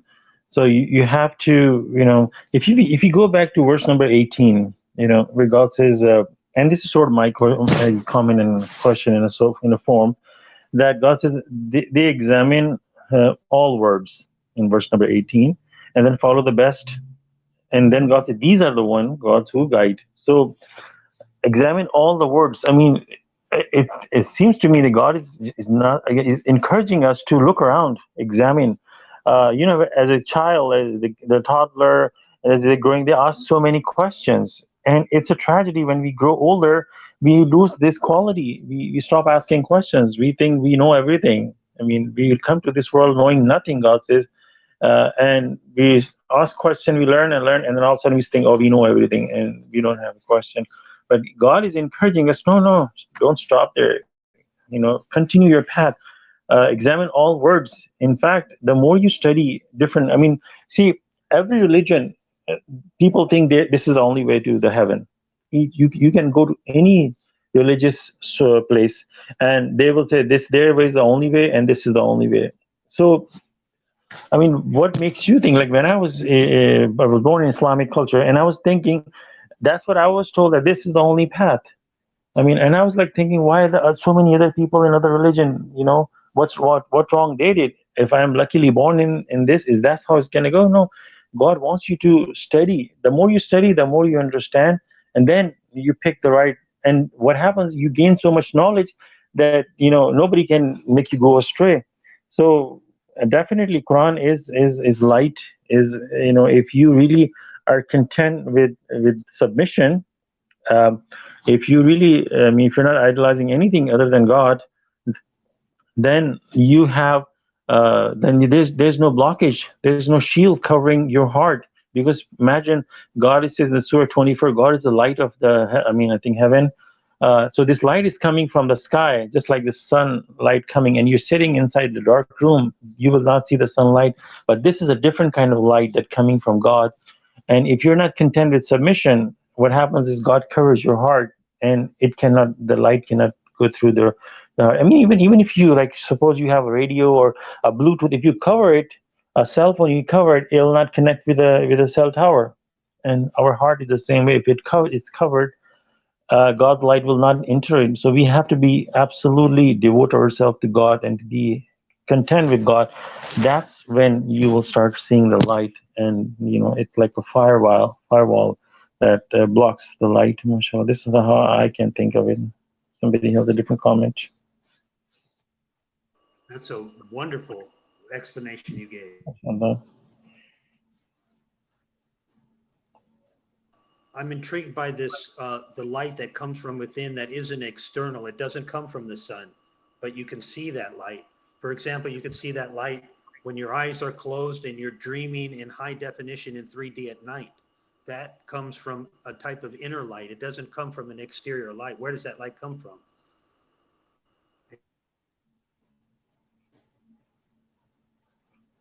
Like a 3D light, you said?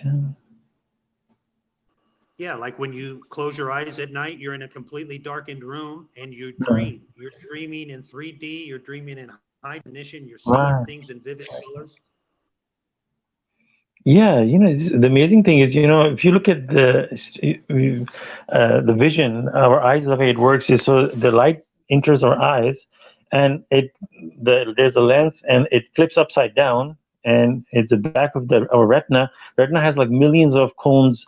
There are like how many millions of color cones, and there's other functions. You read it. There's a very fantastic subject, and so they take all this information coming, and the pixels in our eyes is somewhere around 500 something, 560 pixels in our eyes. But compare a camera, like the most advanced cameras we have is like how many, 40 megapixel cameras. But God has built in two eyes with 540 some pixels in it, and they pick up all these colors coming, a tremendous amount of information.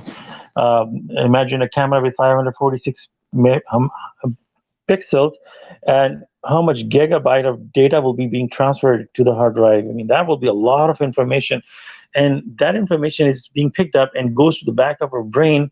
Now your brain doesn't know anything, it's in a total darkness, and all these the nerves that bringing this information, they're not bringing light, they're just bringing message. We see light, but the message that these nerves bringing, there's no light in it. These are just, like, you can say, there are codes in it, that 0, 1, 2, 3, whatever the codes, they're just playing through the nerves and feeding to the brain. And brain is still in the darkness, but it gives you the image of light. It's a very deep concept. If you can study that, and then, like, your brain is inside the skull and it's dark. It doesn't know anything what's going on outside. It cannot hear, it cannot see, it cannot even sense the pain. We have these wires coming feeding into your brain and bringing all the information through you. Somebody touches you on your skin, right away the information feeds into your brain. That somebody touch you at which spot, and how hard and how soft. Was it like a romantic touch, or what is it, like somebody who's hitting you? All these details are feeding into your brain, and then at the same time there's incoming message and outgoing message, and then the brain is sending back a message. Okay, this person touched you with a soft touch, you touch him with soft touch. I mean, all these billions of transitions going, so your brain does not see the light. It's in the dark chamber. It's a way how, I mean, how can even we define the real light is real light? It's like the God's light is different light, because our brain doesn't see it that way. That's why in dream, your brain can create a dream, a colorful dream, because it has no problem in it creating it, because that's what it's designed to do. MashaAllah, it's a very deep subject. MashaAllah. Thank you so much. Okay, guys. I think we can conclude this YouTube broadcast of the study, God willing. If you guys don't have any objections, I mean, I think we have discussed the verses that we read at length. What do you guys think?